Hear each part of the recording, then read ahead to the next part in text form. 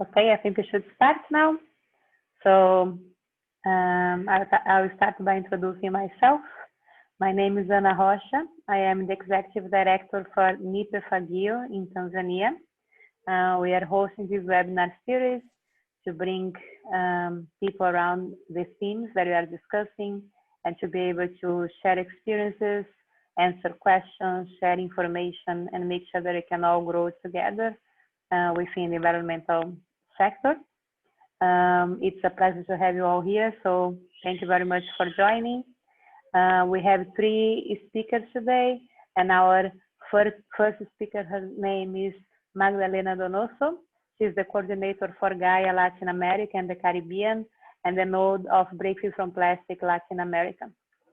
She has worked in communications and networking with several Chilean NGOs and in Television Trust for the Environment in the UK, supporting educational and activism programs in forestry and biodiversity for 15 years. For the last 14 years, she has worked on waste issues with cities in Latin America, particularly defending the rights of recyclers and promoting zero waste. She's based in Concepcion, Chile. Welcome, Magdalena. It's a pleasure to have you here. And the floor is yours. Thank you, Anna. And good morning, good evening, good afternoon, everyone. I'm very happy to be in part of this conversation. I think it's the first time I participate in a webinar coming from and organized in Africa, so it's very exciting. I would like to start sharing my screen because I have a presentation. So I don't know if you see it already. Yeah. Okay. So yeah, Anna already said who I am. I'm the regional coordinator for GAIA, and GAIA is a worldwide alliance of many, like around 800 grassroots groups, non-governmental organizations, and individuals in over 90 countries. And with the work that we do, we aim to basically catalyze a global shift towards environmental justice. And the way we try to do that is by strengthening grassroots social movements that advance solutions particularly to waste and pollution. And in the case of Latin America, we have around a bit more than 100 members, and around half of them are very active. And well, we do a lot of things and work here in the region, and my plan today is to share with you some of that work, and particularly that one related to plastics and incineration and co-incineration, which is the theme of this space, right?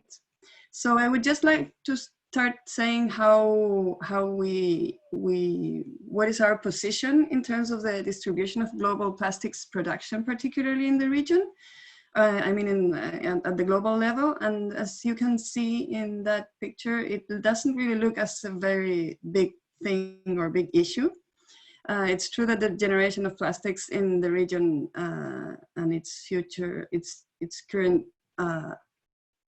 and future impact on cities and ecosystems is probably much less dramatic than in other regions, but it's what we see is that it's important to consider that beyond the statistics, beyond this very small number, behind that there is a number of human beings that are suffering the consequences of the plastics production and a bad or mismanagement of waste.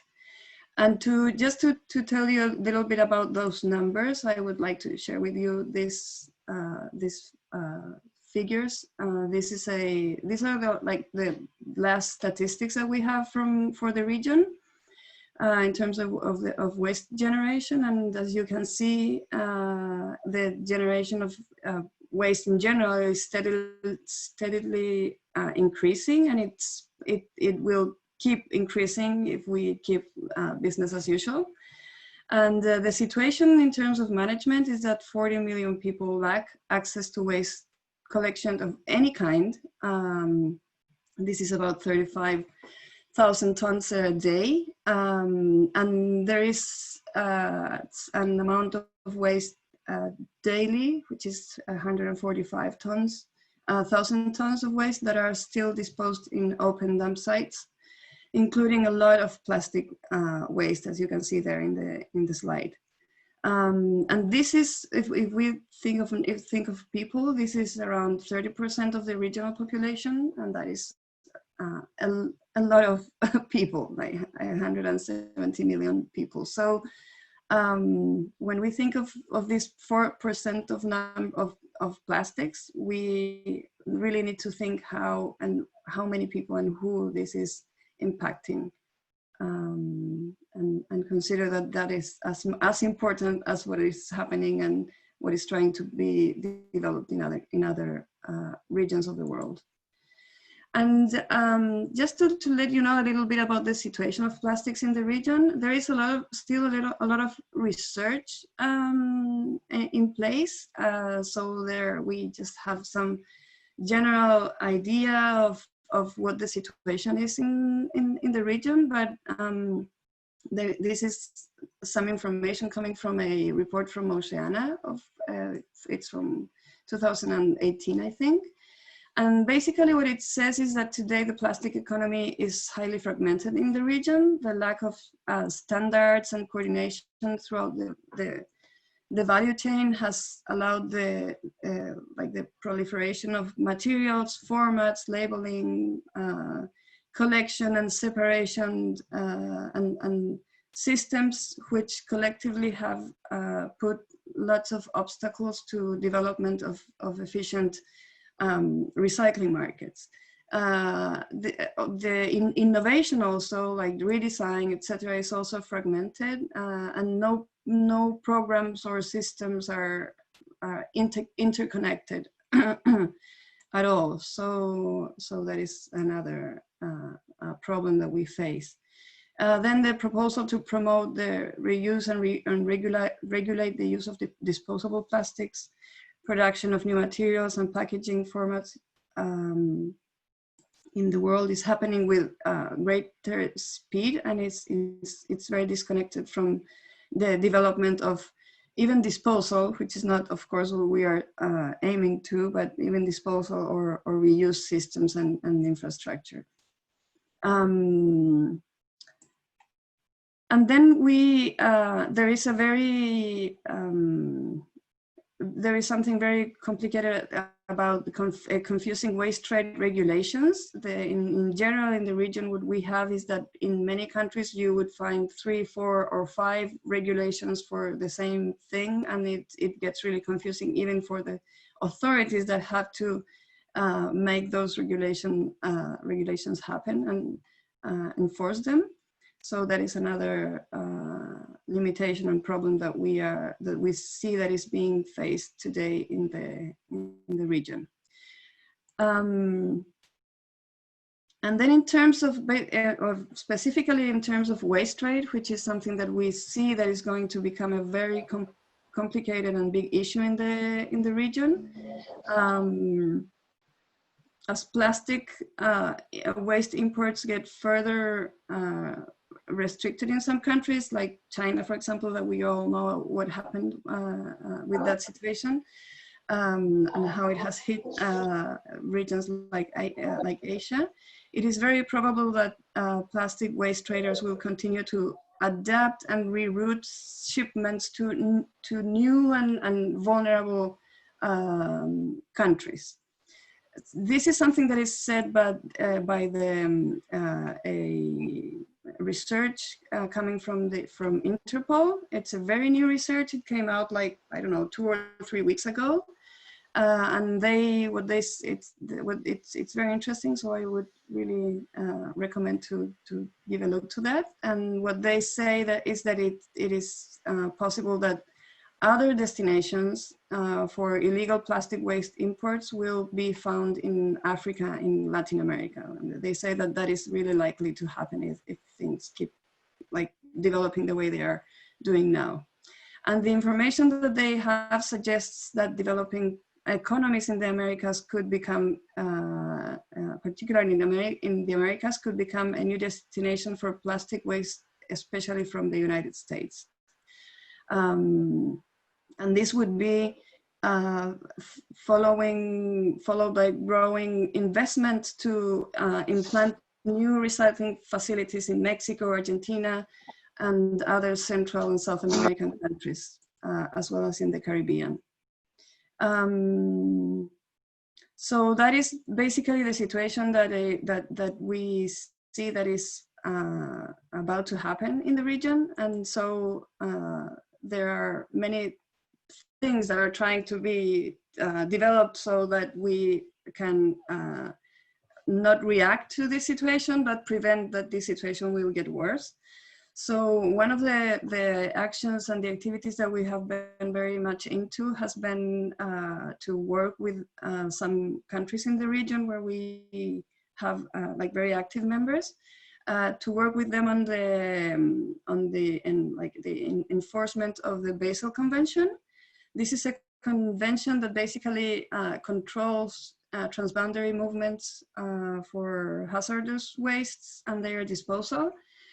And there is this process now since last year where plastic waste will be part of the list of materials basically that are regulated under the convention.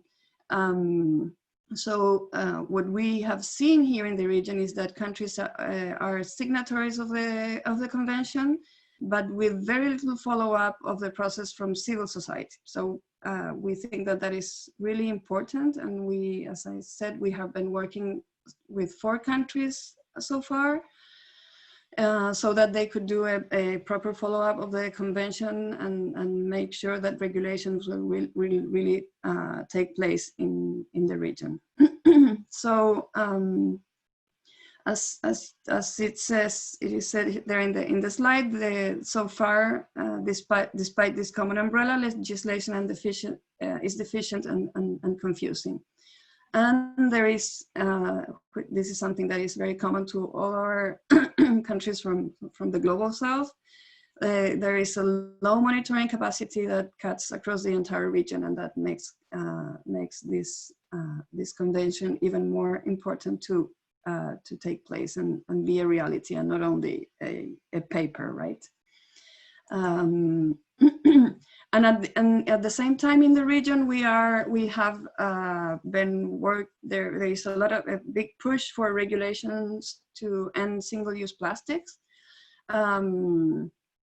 There are several regulations on this that have taken place or are under discussion in the region. And this is very connected to EPR regulations and circular economy frameworks and policies that are also under discussion. And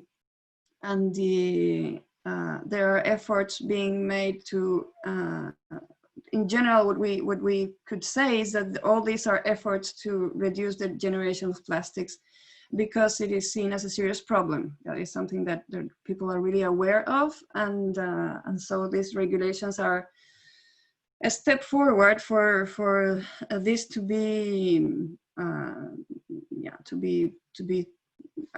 addressed. But there is still a lot to happen, because although we have regulations and there are others that are on the way, it's not a common thing that this regulation would really be a reality in the different countries. So there is something there from civil society that is really important, so that they could make sure that these regulations are going to take place and be and happen in the different regions. And there is a very detailed information that in a map that we just launched it was like 2 or 3 weeks ago, where you can find detailed information. It's still in Spanish, but we are working on it to have it available in English. So it's going to be available soon. And I think that you will all have this presentation, so you can look at the link there when you have it. And all this is happening in a context where the struggle against incineration has been continuous for more than a decade in the region. Although we have all these dramatic and very serious problems in terms of waste management, what we have in many regions is landfills in the best of the cases, and as you could see in one of the first slide, right, there is a very complicated issue still with dump sites or lots of waste that don't even have a collection system. So despite that, we have had this pressure from incineration companies for many years. And I think we have been sort of successful, because there is only one incinerator that was built for municipal waste, which I will tell you about later. And in general, we have had several victories in the region, such as in Mexico, Argentina, Brazil, and Chile, to mention some of them. What we see is that what they do is that the companies, the industry, they use the insufficient waste management in the region and the continuous growth of waste generation as the reasons why to promote incineration. And proposals normally claim that recycling will be promoted and waste workers will be considered, like waste pickers, which is a very big population here, and they have done a very big work for them to be recognized and their service to be paid. So they claim that they were they will consider them as part of their programs, which is something that never happens, of course, not even in their proposals. And the context of the pandemic looks positive to them, because it is more difficult to make public actions and put pressure on authorities. But communities have been able to organize anyway, and there are some very, very big movements now taking place in Brazil and Chile particularly, where the pressure of the industry is still in place. And in terms of the general myth, right, of waste incineration, probably most of you are familiar to this. Incineration, they say that incineration eliminates the need of landfills, which is not true, because even if you have an incinerator, you will need a special landfill for the toxic ash that comes from the process. They say that waste incineration is a fast and silver bullet solution for our waste issues. And the fact is that it takes years only to build one, and there's no guarantee of success. Then they say that it's financially feasible, and which is not true. In developing countries has limited financial capacity to pay the cost. These are very, very expensive facilities, and the monitoring and keep the facilities with the proper filters and systems is also really expensive, and that is really a challenge for our countries. And of course, they say it's safe for the environment. And what we see is that there is a huge double standard, especially on monitoring when it comes to incinerators in our regions. And on the other, well, this is just a case of the only incinerator that has been built in the region, which is in San Andres, which is a very beautiful island in Colombia. It has never worked. It was built almost a decade ago, and it has never worked. And today San Andres struggles with dramatic waste management issues. So that is basically what we see that is the risk when incinerators are tried to be built in regions like ours.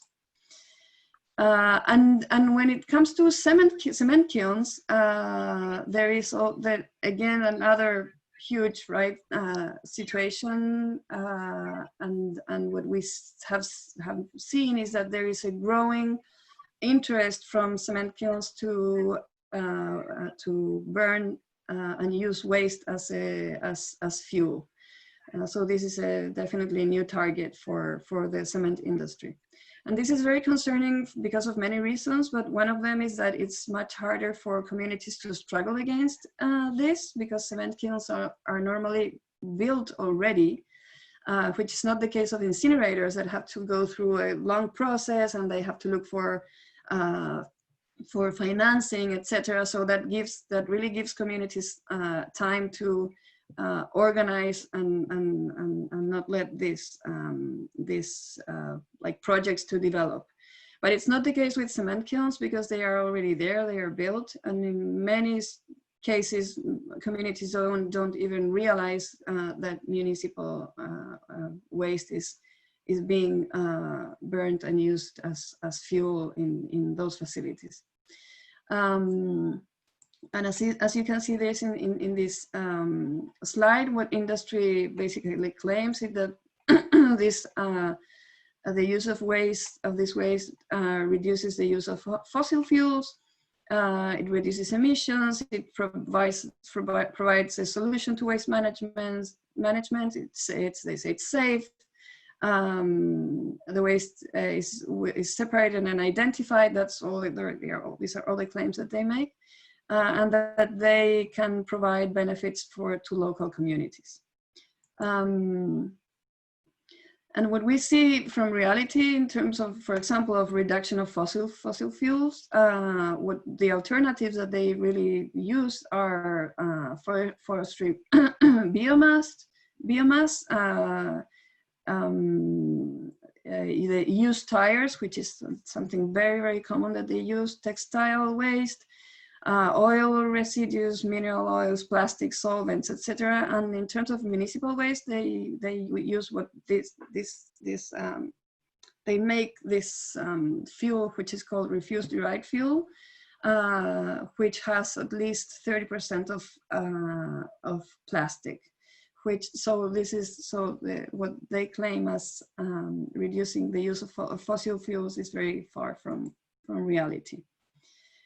And in the meanwhile, communities definitely pay the price. In terms of health, studies indicate that their emissions are more harmful than those from coal-fired plants, and they reach very long distances.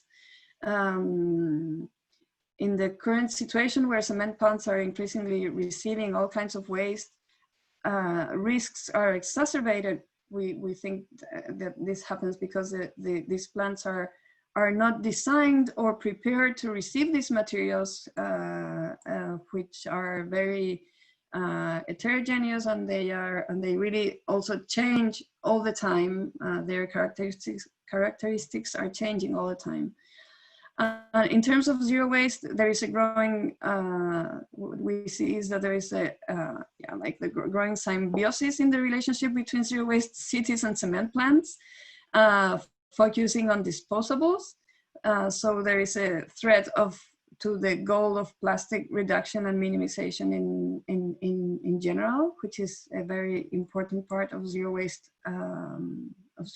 programs. Then we see that cement plants and the relation with recyclers also is very risky. When cement plants use mixed waste, it creates a threat to their work by burning recyclable material, which is material that waste pickers use for a living. And what we've also seen is that there may be a risk of internal divisions of cooperative products that could eventually start selling their separated waste to cement companies, which is, as you there was a particular situation similar to this that happened in Central America last year, and so we see that this is something that may happen in other places. Then in terms of the environment, what of course that we see that there is air pollution in terms of dispersion of particles, heavy metals, dust, dioxins and furans, and prevalence of some diseases are very clear in the regions where these kilns are installed. There is also a lot of water stress, and we think that all this is very related to human rights. People have the right to live in safe environments, and also when communities have tried to make protests and be vocal in terms of what the cement kilns are producing, they have received, and in some regions, particularly Central America, they have received threats. So yes, I just wanted to show you some pictures of places where communities are having like protests and movements. This is a picture from Mexico. This is also a situation from El Salvador. I won't go much into that because I know that I'm past from my minutes, but you will have this available in the presentation. There is a plant from Holcim in a small town in El Salvador that has caused a very complicated situation, particularly with water, and there is a research done by the community about this that I will leave available for you too. So again, the myths and facts of co-incineration, the fact that they say that it mitigates climate change, which is not true, because as I said, they burn plastics and tires and made of fossil fuels, and burning biomass it's not necessarily a carbon neutral or sustainable activity. They claim that waste that could be otherwise been landfilled, and what this is not as it is said. Up to 80 or 90% of waste can be separated at source and reduced or recycled. They say it's a safe way to treat toxic waste, and what we see is that monitoring and reporting are insufficient, and accidents are very common. And in general, what they say is that it's beneficial for society, and well, there are lots of reasons to say that this is not really the case. So what can be done? What we see is that there is a need and an urgency to develop a visionary strategy for the waste management sector, giving priority to the upper tiers of the waste hierarchy. It's very, very relevant that civil society engages, and also local communities, and so that they hold the authorities accountable for this. And this is for something for co-incineration and some in cement kilns, and also for incinerator proposals. Do not promote this way of waste management. That is a solution, because there are so many other ways to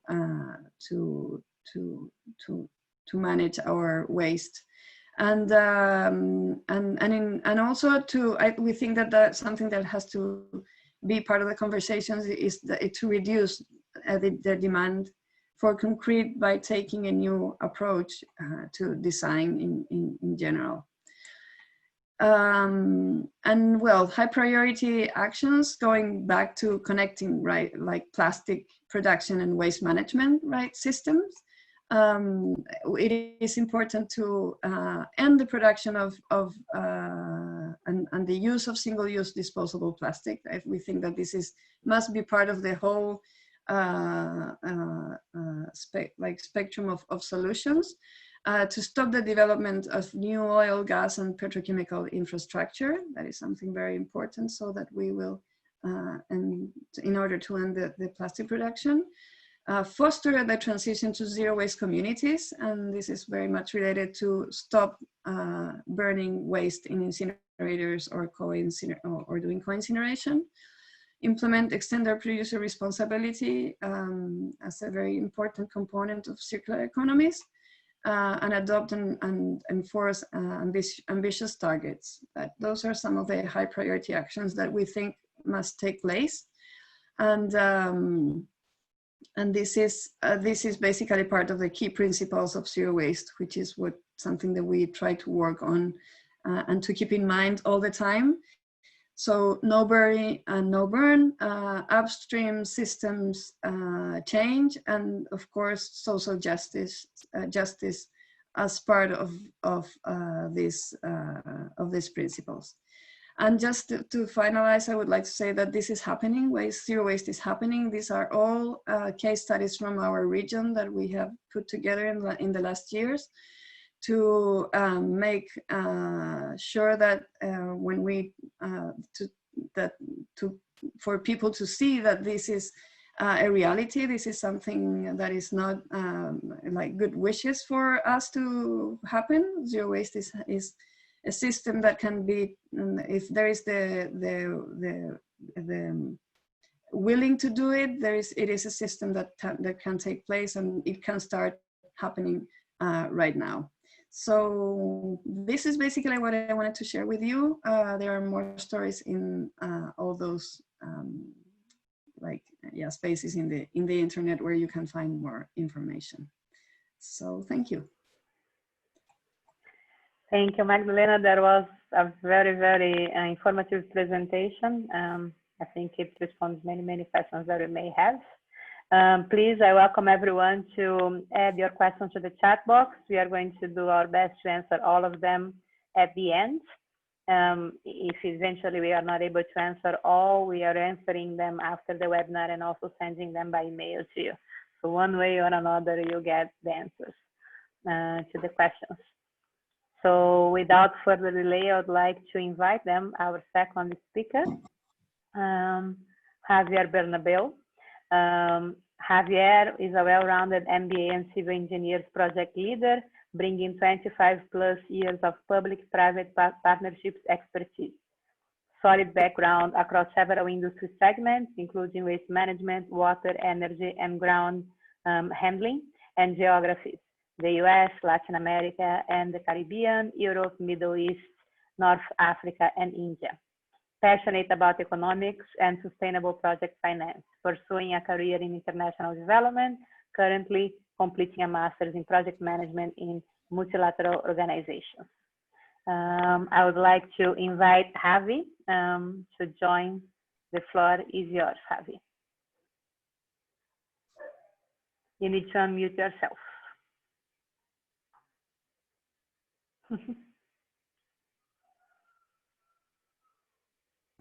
Okay. Thank you, Anna, for the kind presentation, and welcome everybody to this webinar. This is the very first webinar for me. I've got a extended resume, but this kind of like the webinar are not my style. So let me share my screen with you in order to start talking about the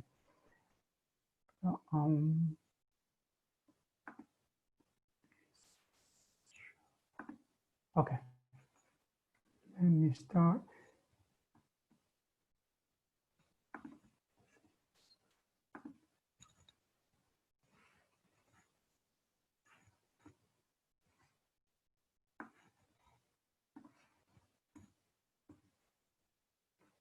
Sorry for the delay. So I'm going to talk about incineration, and the 4 focal points that I'm using is information from the web. One is the GAIA report on incineration. Second is the fact from Water Waste 2.0 from the World Bank.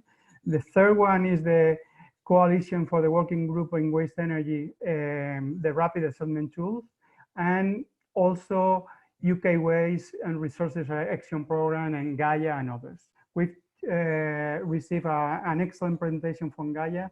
I'm going to try to follow up on that. So for me, this is the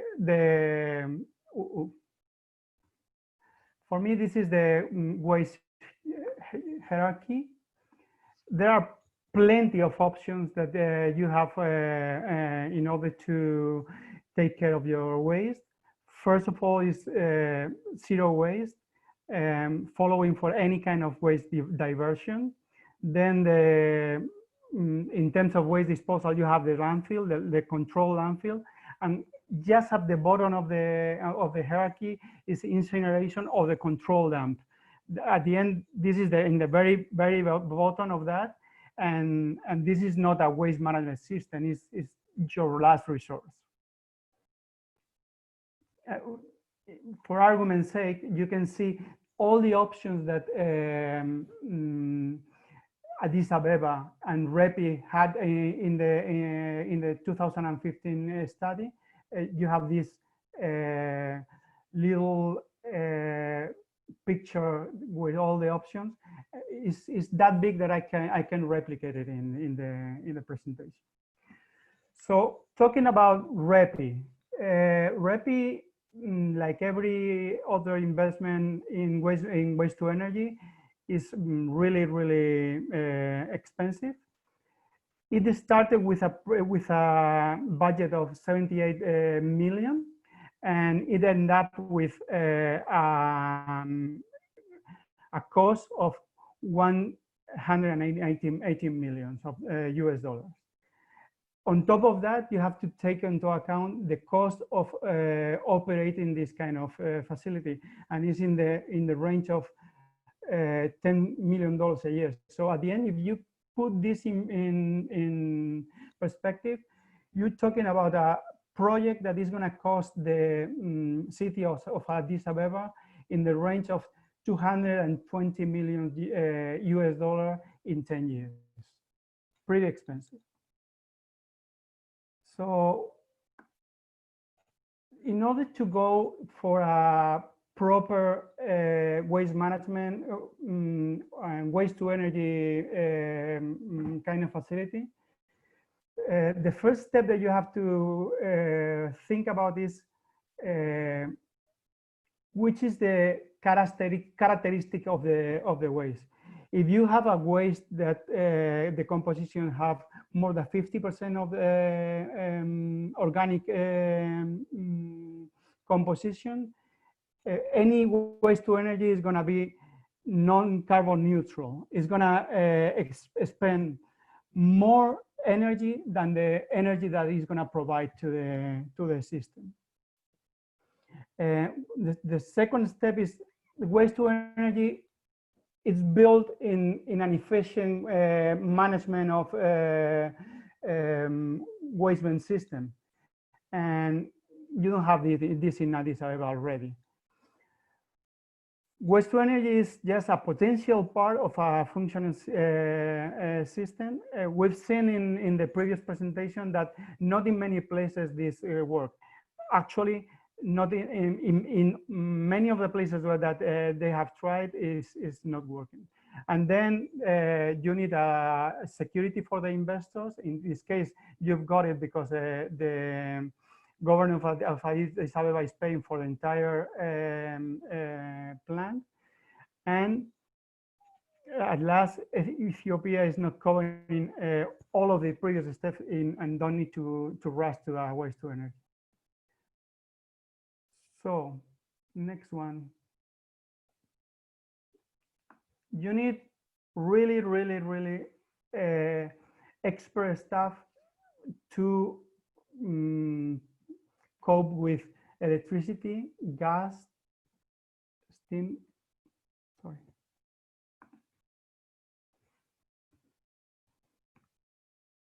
I can see steam and hazardous materials. The qualified staff in Ethiopia is not there. They are trying to train. But if you lose any of the staff in the facility, you're gonna have a hard time to replacing it. Emissions in incineration. We all know about dioxins. We all know about furans. We are converting ground pollution into air pollution. There is a problem with the airborne ash, and the continuing everlasting monitoring is a myth that most of the time is not met. And you have an additional problem that is the hazardous ash cake, the fly ash. There has to be landfilling a hazardous material facility. And in case of REPI, you need to build a landfill, a hazardous material landfill for 15,000 tons per annum of this hazardous material.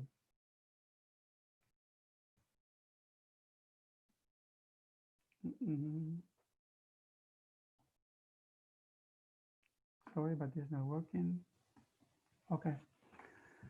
Which are the risks in incineration? We were talking about the waste composition. In this case, we don't have it. Is in terms of capital investment, is 9 times more capital intensive than a gas generation facility, 5 times more capital intensive than a green energy solution, and 3 times more capital intensive than solar. So this is not an option to a renewable. It's really something that is completely different. But in terms of the energy generated, it makes no sense. The cost of the O&M, the operation and maintenance of these facilities are astronomical. You need a qualified staff, and you have to control all the emissions. Solutions to that. Magdalena has been talking about zero waste. This is a representation of the zero waste. You need to really understand the waste stream. And you can see, you can see 2 different waste streams.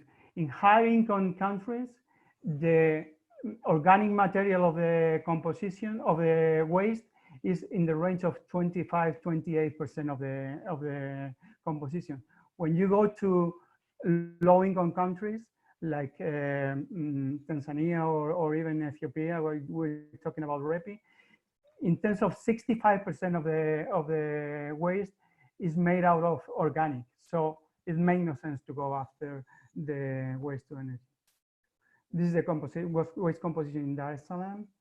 And in terms of jobs, we're talking that for every job created in incineration, for every 10K tons of residues managed, you have 1 job created in incineration, 6 in landfill, 36 if you recycle, and 296 if you refurbish and reuse. So in terms of the job creation, there is no comparison in terms of incineration with any other kind of waste management solution. Which are the myths of incineration? Magdalena was talking about there. The first one is Hakuna Matata. There is so easy and you can solve any problem with that. That is not the case. It's a complex facility to design, and you can see that the cost overruns and the delay overruns that we've faced in REPI, more than 1.5 years delay of construction, and more than 40% of the cost overrun. So it's not an easy facility to build. Another myth is that you generate enough money for the energy. This is completely false, as I demonstrated in my previous slide talking about the renewables and the incineration. it can take care of a big chunk of the energy of a particular area, and this is not true, because at the end the energy balance of these kind of facilities could be even negative. So you can spend more energy in create the energy that you are putting in the system. There is another myth that says that the taka, the waste, means gold, and we've seen that this is not the case. And there is plenty of legal and financial risks on that. Wasting semen, as Magdalena said, is not a solution. So this is the waste treatment in the world and in the Saharan Africa. As you can see, there is a 69% of open dumping in Africa. If you try to mitigate that with waste to energy, you have to put a waste to energy facility in every single city in the continent, and this is not really feasible. Recycling versus incineration, the cost of energy that consumes paper incineration is more than double the energy as you use in paper recycling. If you recycle steel, is the same. You need twice as many energy to produce steel, and the same time in aluminum. There is a these are the last information about the different regions in the world. So US has built only one incinerator since 1997. Ethiopia has one, and they have problem with it. China has banned the new incineration, and the next speaker is going to talk about South Africa. And this is GAIA recommendation about incineration. That's all for my part. Thank you.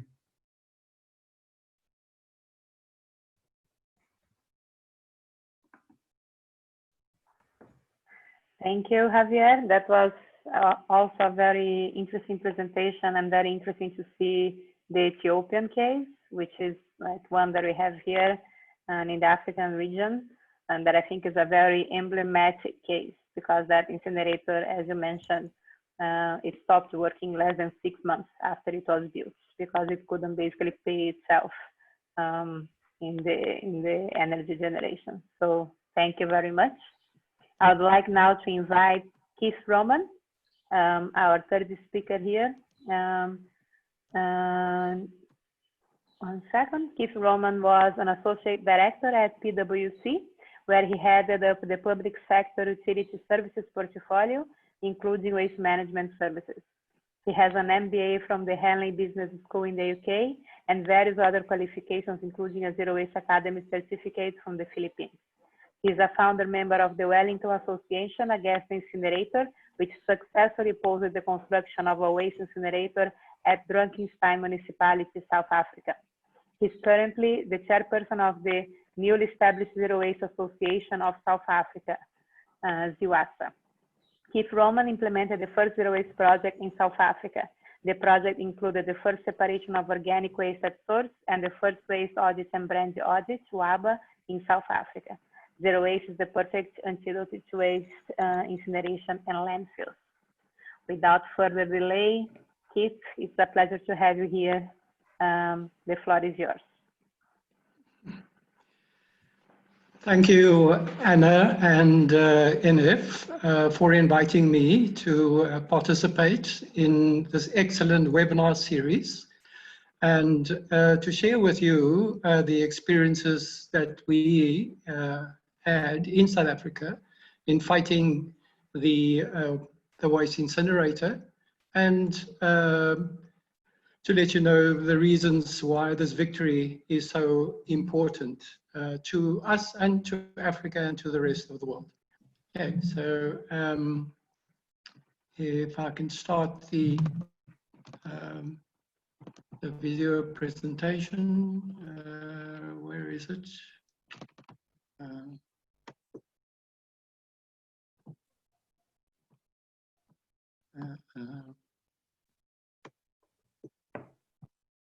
Sorry. It's okay, no worries. Okay, just trying to find my presentation.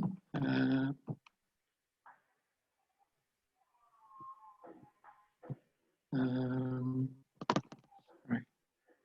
Maybe the presentation of Incinerator? Yeah. Sorry.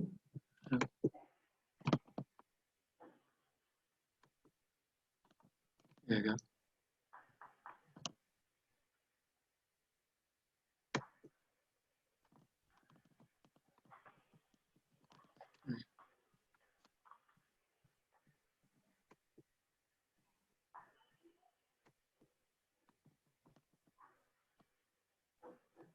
I don't know if you can see it. I can see it on my screen, but I can't get. You need to, if you go to Zoom, right on the bottom, there is a button said share screen, and then you select the file that you want to share. Sorry.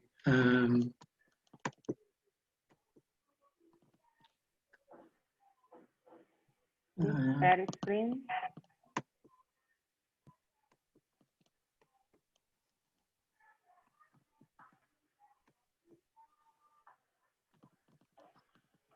Sorry.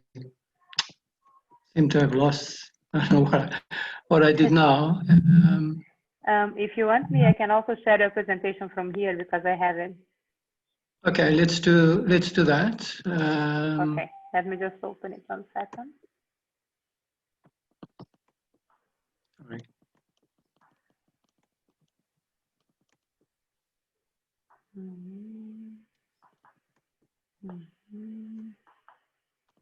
Here we go.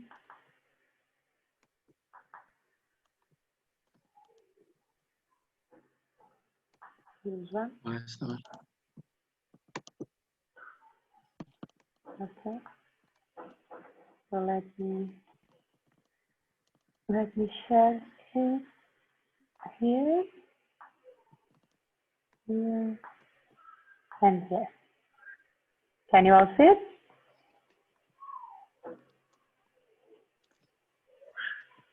Okay. So then Keith, just let me know when I should move the slides. Okay, all right. So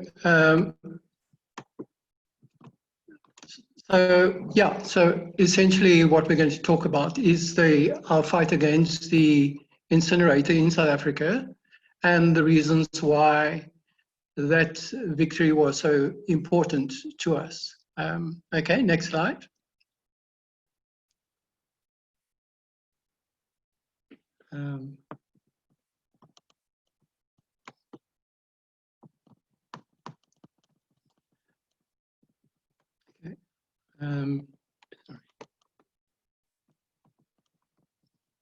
Sorry.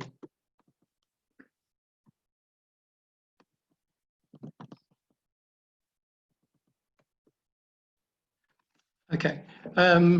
So the first lesson we learned from our fight against the incinerator is that it's very important to start the advocacy work as early as possible, because the longer the project takes and the longer it carries on, the more difficult it becomes to stop the process, especially once the brick and mortar processes have started and once the operation has started, because the officials can then try to seek condonation for so having spent so much money on the project already, or they can use an emergency regulation to waive or prevent or mitigate the emergency. And they can create this emergency based on a crisis that in solid waste.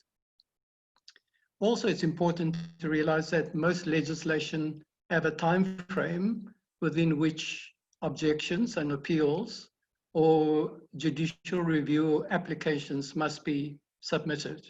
So the earlier one can start, the better. Next slide, Anna. Next slide. Okay. Okay. So it is important to also to get a full understanding of the nature of the problem. So as you can see in the slide, this waste incinerator would have been located within very close to residential areas and close to farming areas. So if you look at that red square in the middle, the residential areas, and these include schools and churches and mosques and various other community activities, is about 400 meters away from that waste incinerator. Also then on the left, on the left top corner, you can see the farming area. And South Africa exports a great deal of citrus fruit, and it recently made an agreement with Philippines to export grape and wines to the Philippines. And it's very important to ensure for exporters that there is no suspicion about the quality of their export products, particularly to Europe, that is very strict on polluted or contaminated goods and products. So we got a lot of support from the farming community. Also, the residential areas close to this waste incinerator were never really properly consulted. In fact, we did a survey of the residences living close to the proposed waste incinerator. And we found that 100% of those households did not know anything about the waste incinerator because they were never consulted. These are mainly poor communities, and that what normally happens is that this waste incinerator usually get located close to poor communities. This is a very expensive waste incinerator. It would produce about 700, it could potentially produce or designed to produce about 700 tons of waste per day, and it costs billions of South African rands to build this. And importantly, is that this municipality where this incinerator would have been located only produces about 160 tons per day. So the rest of the waste would have had to be imported from elsewhere, and they didn't indicate where this waste would come from. Okay, next slide, Anna.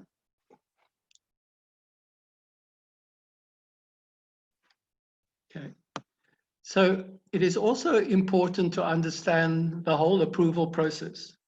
So as you can see, starting at the bottom, this project started in March and May 2012. And it ended at the top of the screen in May 2018. That's when the project, where we were successful in terminating the waste to energy project. So the first red flag that we noticed from this whole process is that in the bottom yellow square, you will see that an MOA, a memorandum of agreement, was signed between the municipality and Interwaste, the service provider. But this MOA was signed before a feasibility study was undertaken. So that was a big red flag, because in terms of the South African Constitution and in terms of the relevant legislation in South Africa, is that when a private company wants to enter into a partnership with a local government entity, it must fulfill certain requirements, i.e., it must comply with the Municipal Finance Management Act, with the Municipal Structures Act, and must also comply with the PPP, Public-Private Partnership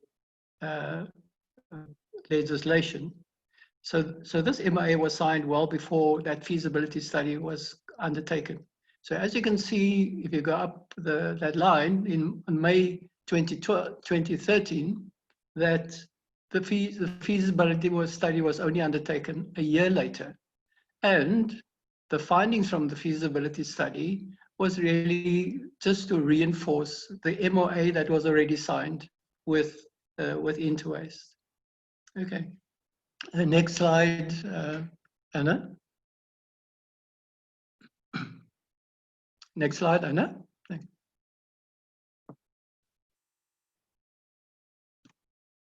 Okay. So, as I mentioned, it's also very important to understand the relevant legislation pertaining to waste incinerator or waste to energy approval processes. And in our case, those legislation indicated in yellow were really the main legislation and which we targeted as being the main problem, and where the municipality and the service provider did not comply with that legislation, i.e. it was pertaining to the Constitution of South Africa, the Municipal Systems Act, and the Municipal Finance Management Act. Those were the key legislation. Okay, the next slide, Anna.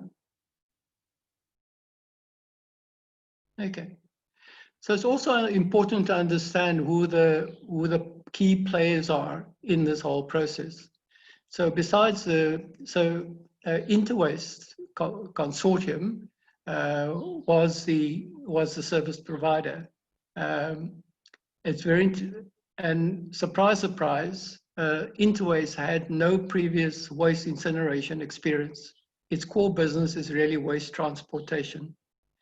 So Interwaste would primarily have been just a intermediary, and the MOA was designed so that if the tender or the agreement was approved, Interwaste would then go about appointing or putting out a tender for waste incinerator companies or waste to energy companies to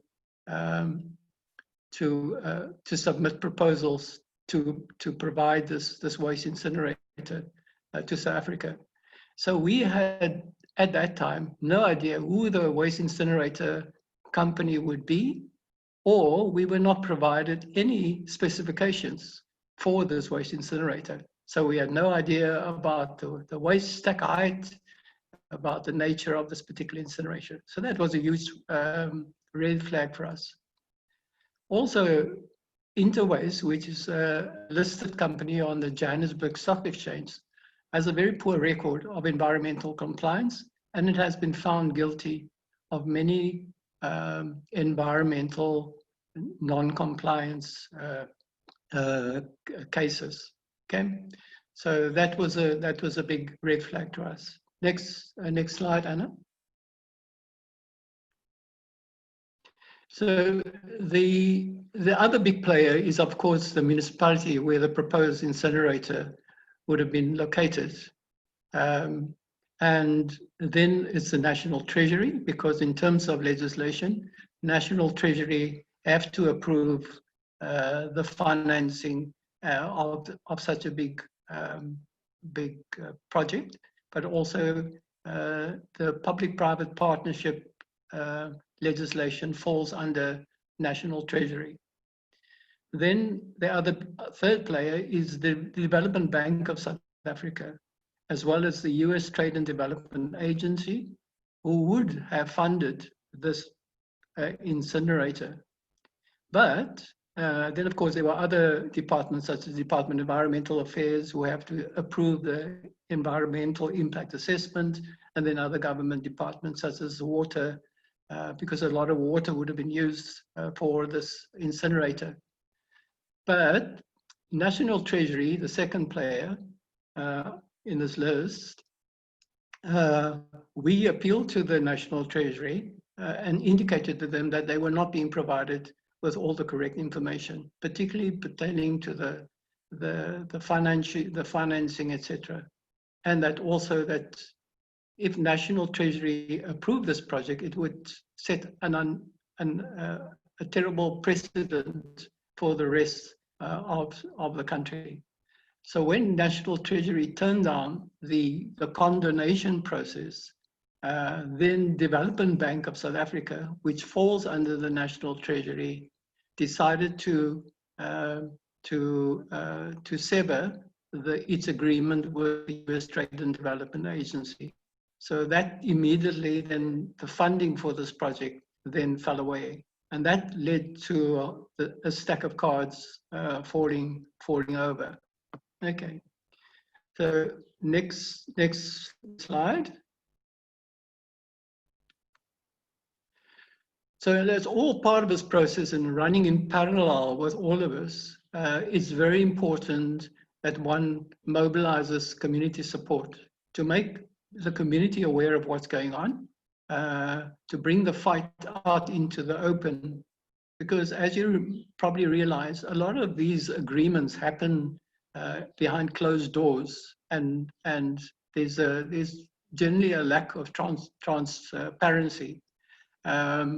So we organized a number of protest actions, as you can see at the bottom of the screen, at various venues, and particularly at venues where the key players were participating. So when for example, government shared a platform with Interwaste at a certain conference, we would organize protest action at these conferences and at these events, and we would distribute letters and pamphlets at these events, and try and make all the key stakeholders aware that we were considering taking legal action against this whole process.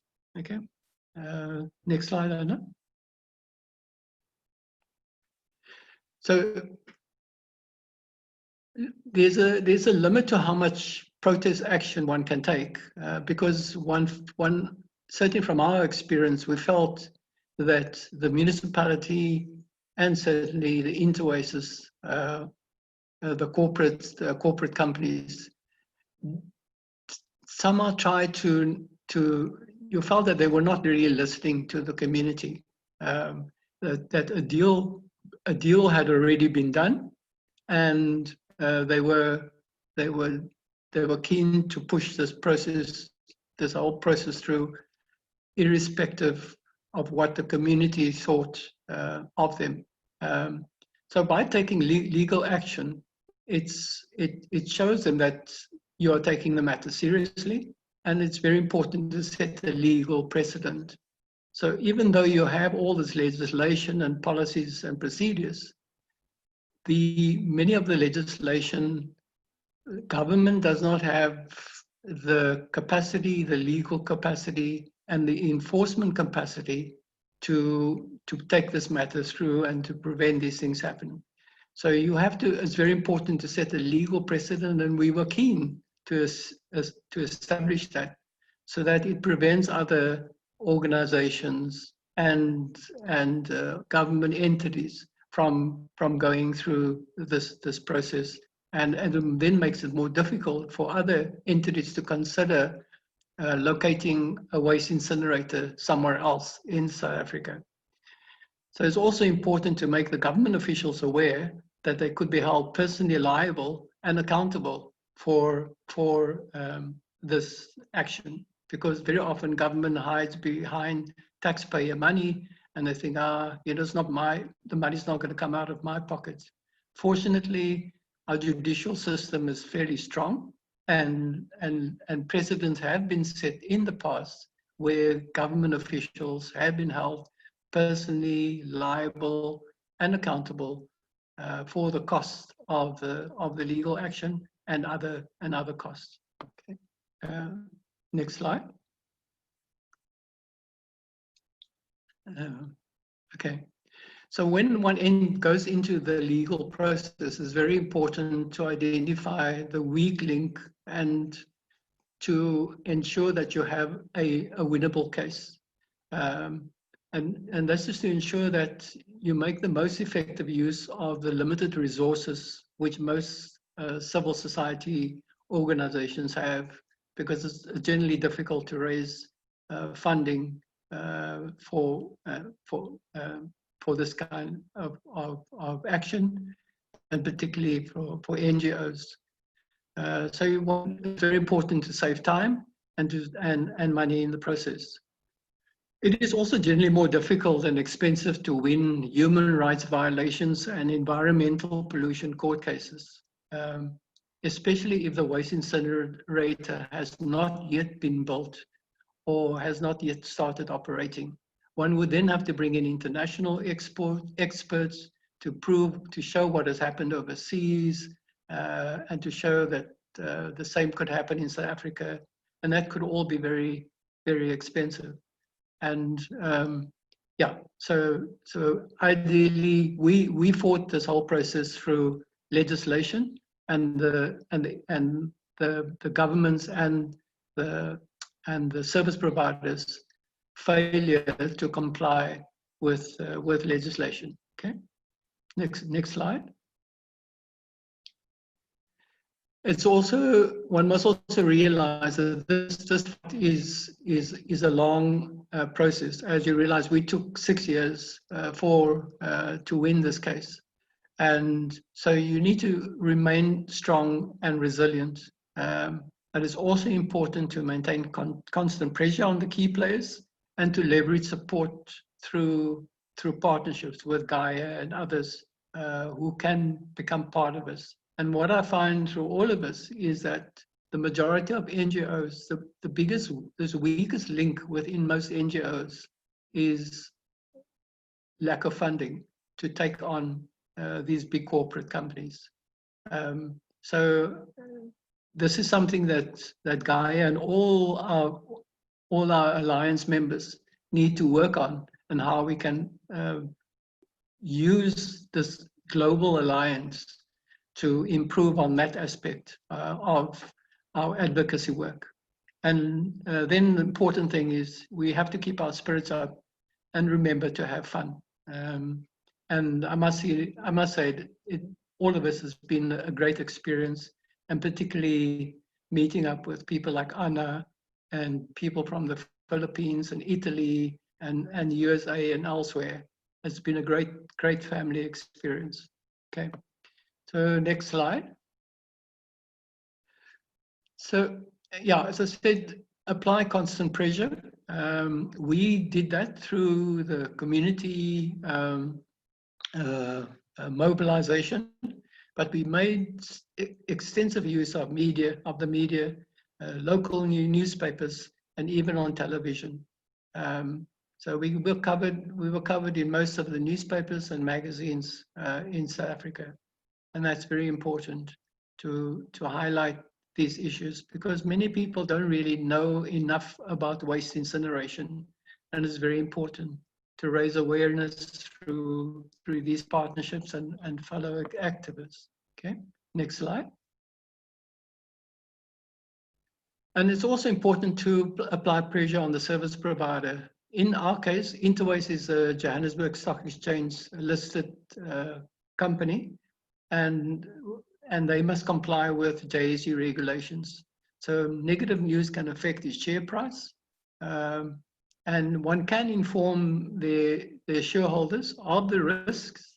And what we did was we bought a few shares in the company, which enabled us to then attend AGMs of that group, and we can then highlight the issues at these annual general meetings of the organization. Okay, next slide. And then most importantly, one has always have to have an alternative. One can't oppose something without offering something as an alternative to what we are opposing. And zero waste and circular economy is the perfect antidote to incineration. And hence the reason why we felt there was a need in South Africa for the establishment of the Zero Waste Association of South Africa, ZWASA. A national entity was established in July, early July, and ZWASA promotes and supports zero waste circular economy principles to ensure that, now that we have stopped this process here in Cape Town, we must prevent it from popping up somewhere else. Bearing in mind the fact that the international waste incinerator companies, it is looking for opportunities somewhere else. And Africa, Asia, these have been identified as new target markets for them, because they have failed in the USA, they are failing in Europe, so they're looking for new markets. So one has to be vigilant and ensure that it doesn't pop up somewhere else. Okay. So why was it an important victory? Next slide. And the next slide, yeah. So it was important because it prevented the incinerator, a failed technology, from getting a foothold in South Africa. And as I said, we need to prevent this from coming to South Africa. We felt that it saved the municipality and the ratepayers, the community, from financial ruin, because this is a very expensive and very complex machinery. There was a lot of myths which was raised by Magdalena and Javier. These myths were propagated to many people. So it was a huge saving. A lot of the things were not shown up in the financial plans and budgets of the feasibility study. For example, the fact that the incinerator would generate hazardous ash.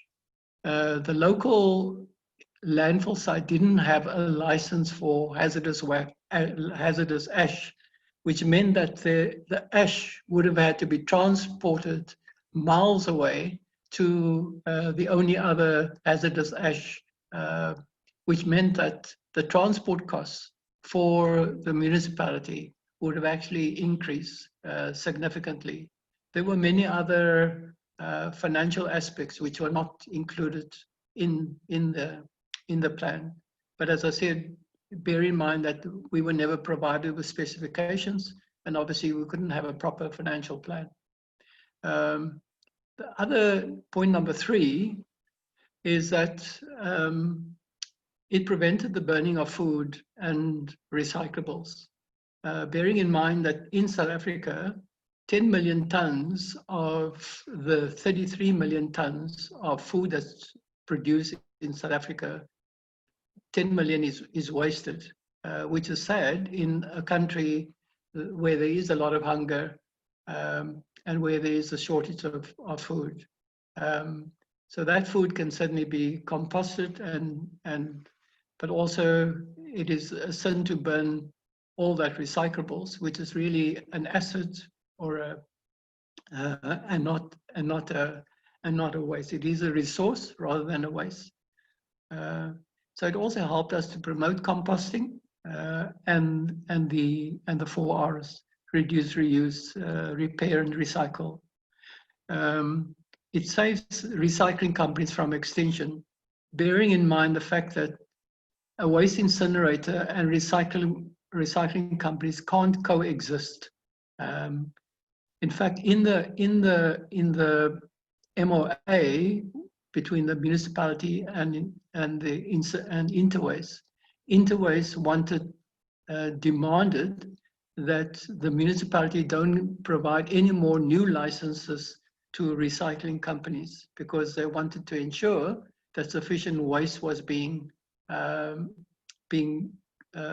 provided to sustain the waste incinerator. So point number six, it obviously discourages increase of waste generation, because this waste incinerator requires as much waste as possible to sustain itself financially. There have been cases in Europe, for example, where the community started recycling and the incinerator did not have enough waste, so it had to import the waste from the UK and elsewhere.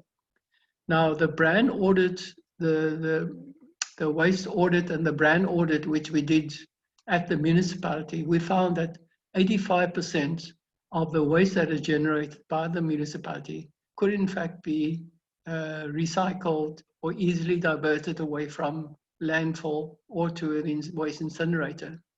So it means that essentially there was no need for a waste incinerator.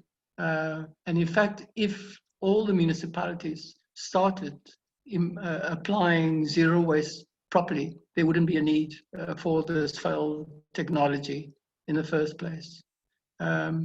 And number seven, of course, it helped to protect the environment, because in South Africa, we didn't have a culture of separation of waste. So you can imagine how much waste, what type of waste goes into a bin or a bag from the households. People put pharmaceutical products in it, we put all kinds of stuff in it, and we couldn't trust that those toxic materials didn't go into the waste incinerator. There was no guarantee that that was not going to happen.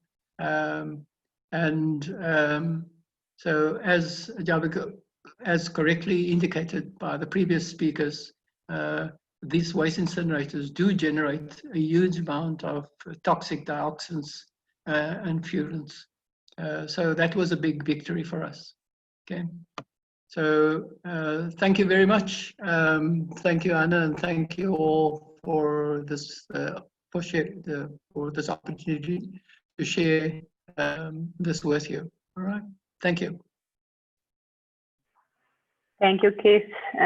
This is such an inspiring presentation, and the case that you defended in South Africa is so inspiring, because it shows how basically civil society can stand and say, we don't want this in our lives, and win, you know, which I think is very inspiring, especially for us here in Tanzania as well.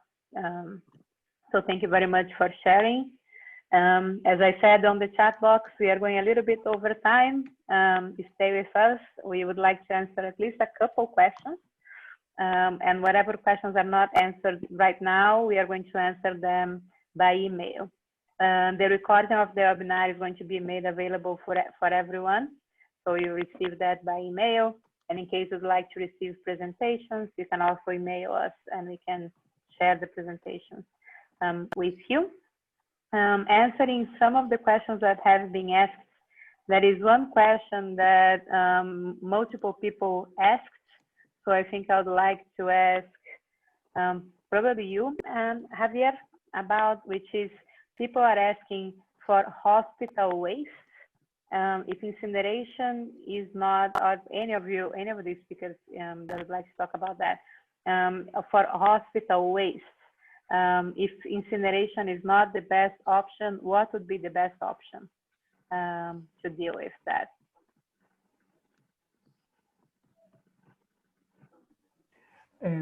For any clinical waste is a hazardous material, has to be treated under hazardous material legislation that is under any any country. I don't know which is the best of the treatment for the medical waste, but maybe Magdalena knows better than me. I'm not sure. Maybe Magdalena. Yeah. Yeah, I can add a few things to what Javier just said. It's not part of the waste issues that we work on, but it's a question that always comes out. So there are a couple of things that I've learned in the way. So, and basically what is said, and this is information that we have got from Health Without Harm, which is a global organization that works particularly on waste coming from hospitals. And what they recommend is that first they say that a waste that comes from hospitals is mainly municipal waste, and what happens is that it's not properly separated in the hospitals, so they mix the whole thing, and finally what comes out from hospitals is a big amount of waste that could have been separated, and so the result could have been that 20% of waste that comes from hospitals would need a special treatment, and all the rest could be used as municipal waste. So that is one thing. And the other thing for the hazardous waste that comes from hospitals, what they recommend is to use a method which is called, I don't know how to say this in English, but it's autoclave. It's autoclave in Spanish. But it's basically it's pressurized steam that is used for sterilization. So they would apply that to all those materials that have that come out from the work on the hospitals that are infectious or hazardous, and then those materials have to be disposed. And the other question that came from somewhere was if it would be better to that waste to have it incinerated or landfilled. And again, the answer would be that that waste that has to be disposed, it would have to be first go through this pressurized steam process. And then it would have to be landfilled, but it is landfilled in a particular way. It's waste that has to be sort of like encapsulated in special containers, and in a special place of landfill. So and that it's better to do that than to incinerate waste, because these materials that come from hospitals normally have PVC or chlorine in there as part of their components, and that is very much related to dioxins, which is something that Javier went through in his presentation. That is very dangerous. When you incinerate those materials, dioxins may come out to the atmosphere. Yeah. Thank you, Magdalena. Thank you, Javier and Magdalena. There is another question here from Bestina Kitinia. She's saying that we have so much plastic in the environment, and all that we cannot basically deal with all that plastic. So can we just burn them all? Keith, would you like to answer that question? Sorry, Anna, just repeat that. I missed that one. Yeah, so she's saying that we have so much plastic in the environment, and we don't have anywhere to put all this plastic. So can you just burn everything? No, it's not a good idea to burn. As we've, I think GAIA has found, there is, recycling is not enough to get rid of all the plastic that is being generated in the world. And so though 85 maybe more can be recycled, there is still that stubborn part because of the the different types of plastic that are made, and et cetera, et cetera. And so it is very important that we introduce things like the expanded producer responsibility, EPR, as well as pay-as-you-throw, and various other policies and legislation to, one, assist the producers to redesign their plastic products, or in cases where, particularly if those corporates refuse to do that, to bring in appropriate bylaws to prevent those products from being produced. So we have to look at one, at the very source of the source of the generator, who's generating that, and we have through GAIA have successfully identified who are the big plastic producers in the world, and we need to approach these organizations to see how they can change their products. I'll give you a small example of what we have started doing in the municipality where we're working. So one of the, as I mentioned to you, the area that we're working is a big food producer, and they also produce a lot of juices, etc., from the fruits, etc., that are farmed in the area. So some of the producers have started making wines in plastic bottles. So we've approached these organizations to say, look, why are you now starting to produce the wines in plastic when it is easier, better to manufacture them in glass bottles as you've traditionally done?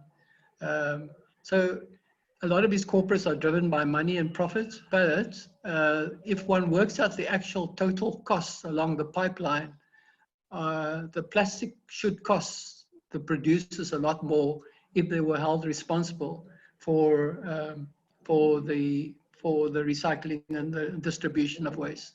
But also we must make sure that the end product, the recycled product, it makes it easier for the recycling companies to take those products back to the market.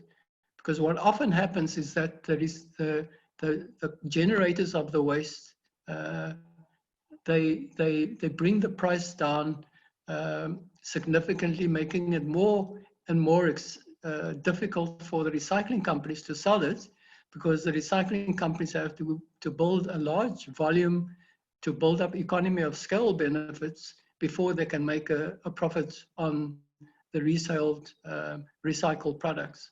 So these are all part of an ongoing process that have to be done. But burning the plastic or sending the plastic to landfill is not a sustainable solution. All right, sorry. Especially if you consider that we can burn all the plastic that is there, but if we don't stop producing that much plastic, it's not going to take that long for the plastic to be back. So also need to think about that. There is a question from Ian Sherry, I think Magdalena, that you could answer. It says, there is an enormous amount of energy going into combating waste to energy. If we put the same kind of energy into zero waste, would we have a scalable solution attractive to ordinary people? Yes. Well, if I said no, I would have to go on something. So definitely yes, but I think it's a very interesting question, because it's as I say in some presentations and conversations, it's so sad that we have to put so much energy, and people, organizations, civil society has to put so much energy on fighting incinerators not to be built in communities, which is what Keith has been telling us about, right? And that is it takes such a big amount of time, and we could be using the same energy as communities, to work together with municipalities to start doing and working on zero waste strategies and proposals. So I definitely, I think that is the and we as GAIA, we think and we advocate for that is the way, and that it is absolutely possible. When communities fight against these incinerator proposals, it's because of many reasons, but one of the reasons is because it is such an enormous amount of money that you have to put on these facilities and projects to become a reality. And then when it happens, which is what we have seen in Ethiopia and the case that I showed to you of this small island from Colombia, then they just don't work. So so yes, definitely we could use those. I mean, if you could think of zero waste programs using the same amount of money that is being used to build these huge facilities, it's like it is so much that we could do. But all we need for that to happen is for municipalities, local governments to feel that this is a way, a possible way to do things, and to have and to understand that it's not something that is going to happen from one day to another or from one month to another. It's a process, but it's a process that can start right away. If you make the decision, the next day you just start doing things. You don't need anything else. You don't need a facility to take 3 years to be built and then not work.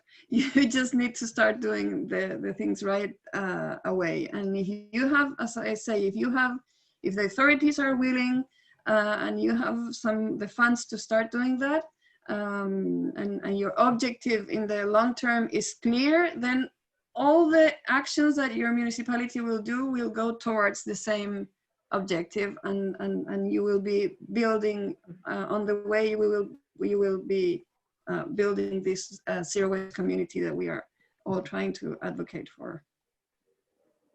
Thank you. And for the people that are joining from Tanzania, I would like to remind you that NIPE FAGIO is currently implementing the first zero waste project here in Tanzania, which we don't actually call a project, we call a model, because it's a waste management model that targets zero waste. I think one of the main things that we need to do is we need to stop talking about zero waste as if it's a small thing that you do on the side, and it needs to become the mainstream system to address waste management. So you are all welcome to come and learn more from what we are doing, engage, help us implementing, support. So please send us an email and we can share more information. I would like to, there is a small poll that I would like to run just to see right here, just to see what are the conclusions that we were able to get from this webinar. So we have a poll, you just need to click on the options and you can choose more than one that you think are the most relevant one.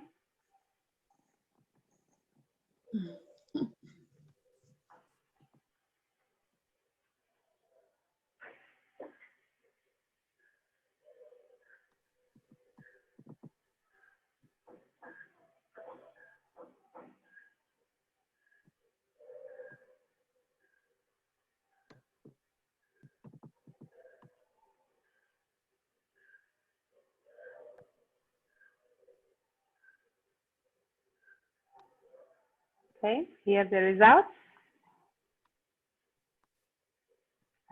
It seems like I did a good job in the webinar.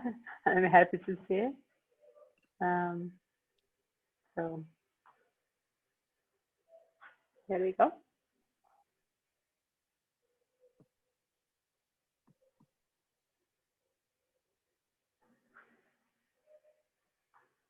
So with that, I would like to thank everyone for joining this webinar, for staying with us a little bit over time. And thank you, Magdalena, Donoso, Keith Roman, and Javier Bernabeu. It was a pleasure to have you. Thank you for sharing your knowledge and experience with all of us.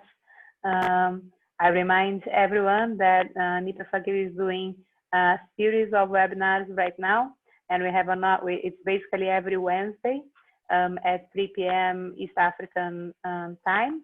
The one next week is going to be an interesting one, which is on the plastic bag bans in the East African community, and we will have representatives from Kenya, Rwanda, and Tanzania from the government. So from NEMKI, NEMA, and REMA, which are the environmental agencies inside the government of each one of these countries, talking about the plastic ban implementation and also their challenges and how they are planning to move forward. So I invite everyone to register and join us. And thank you everyone once again.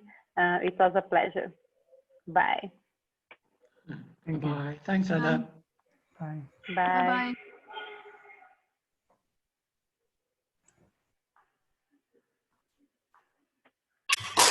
Thank you, everyone.